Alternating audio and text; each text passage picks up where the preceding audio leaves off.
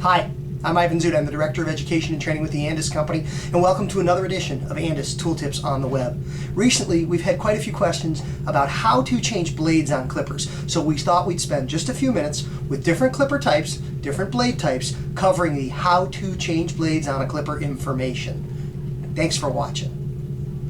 The first tools we're going to take a look at are Andis rotary motor detachable blade clippers. How to change a blade, a little easier with these, so we start with the easy ones. Our rotary motor detachable blade clippers feature our BG series, or in the case of our animal clippers, our AG series detachable blades. Here's how we change a blade. Grasp the blade and push it back and away from the mounting hinge and from the clipper body. Slide the blade up and off of the mounting hinge. You've taken the blade off. In order to put the blade on, you'll drop the blade back down onto the mounting hinge. Turn the clipper on. With the clipper on and the clipper running, you'll just snap the blade forward like that. That engages the blade. It's very important that you follow that rule, and here it is right there. It is on, off, either. What that means is you only put a blade on the clipper when the clipper is on. With the clipper on and running, drop the blade down onto the mounting hinge and snap it in. You can take the blade off when the clipper is running, just like that. And you can take the blade off when the clipper is off. That's off either. But you only put a blade on the clipper when the clipper's running, and here's why. If you take a look at the inside of the blade right there, you've got a square hole in the moving blade. And if you take a look at the clipper, you see you've got a square pin that drives the blade. That pin and that hole need to line up really well. If the pin has stopped all the way over on one side and the hole has stopped all the way over on the other, when you pick up a blade, when you drop it down onto the hinge, if they don't line up properly, you can damage that drive pin. That will weaken the power of the clipper and the motor, and it won't work as efficiently. So it's on, off either. With the clipper on and running, turn it on and snap the blade in. You can take it off when it's running, and you can take it off when it's off. The only difference to this would be some of our AG series animal clippers have a release button right back here behind the blade. Before you push the blade away, you need to push down on the release button in order to release the blade and bring it away. But for our detachable blade clippers, it's as simple as that. Now let's take a look at blade changing for our adjustable blade clippers. We've got an Andis Master and we've got a Beauty Master. The principles are similar, slight differences. Let's take a look. With the clipper unplugged, make sure you've unplugged the clipper, turn the clipper over and use a screwdriver to remove the two screws on the back of the blade that hold that blade in place. I like to work over a towel. Things can fall on the towel. They don't get lost or misplaced. Take off those two screws and the comb, what we call the lower blade, comes away. The upper blade, or the cutter blade, mounts on the armature. In this case, there's a oblong-shaped hole that sits right on top of that oblong-shaped pin. You would remove the blade, discard the blade, and take out your new blade.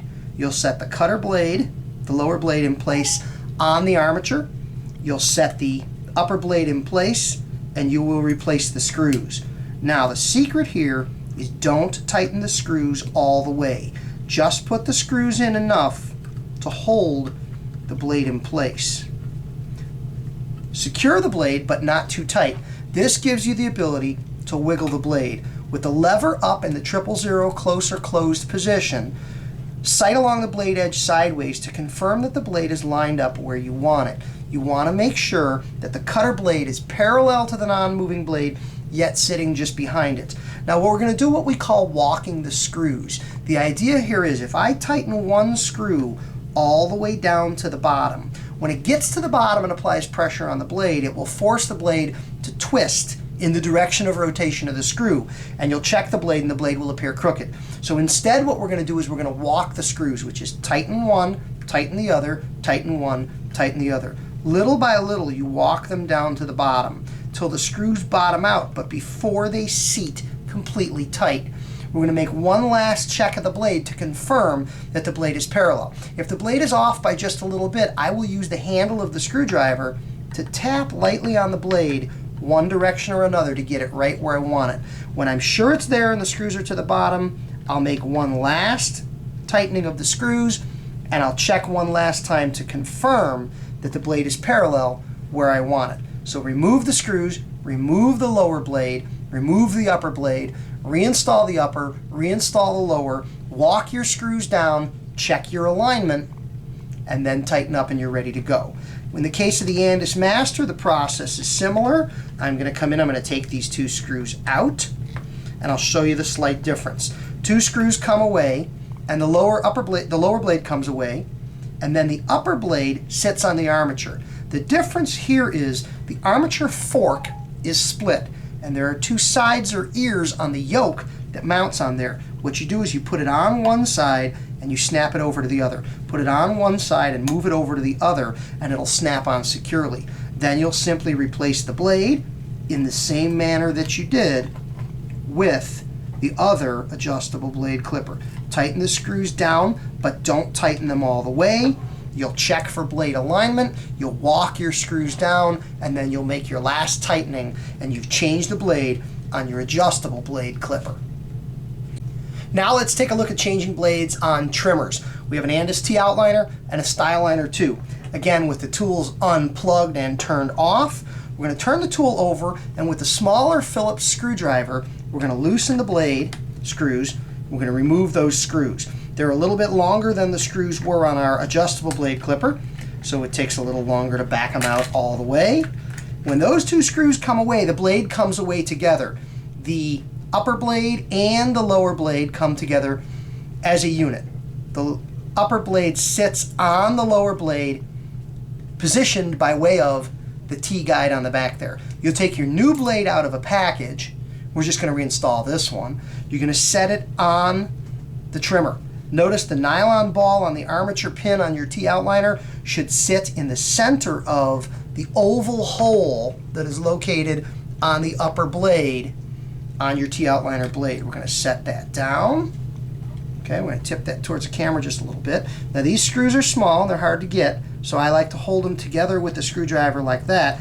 That'll help me line them up. We'll turn them very gently at first to make sure they get in those threads just right. We don't want to strip out the holes in the bracket. And we'll put that second one in. And again, get it started. And once again, we'll walk the screws down all the way, all the way to the bottom. We'll tighten one, and we'll tighten the other. And before they get tight, we'll come in and we'll check and we'll adjust that blade as necessary to make sure it's parallel and where we want it. I put my thumb on the back, tighten one screw, tighten the other screw, tighten one, tighten the other. Again, that's what we call walking the screws down. Check the last position, make sure you like it, and tighten them down the rest of the way. As far as your Styliner 2 is concerned, you'll notice when you remove the blade that the blade assembly looks just a little bit different. Once again, two screws out,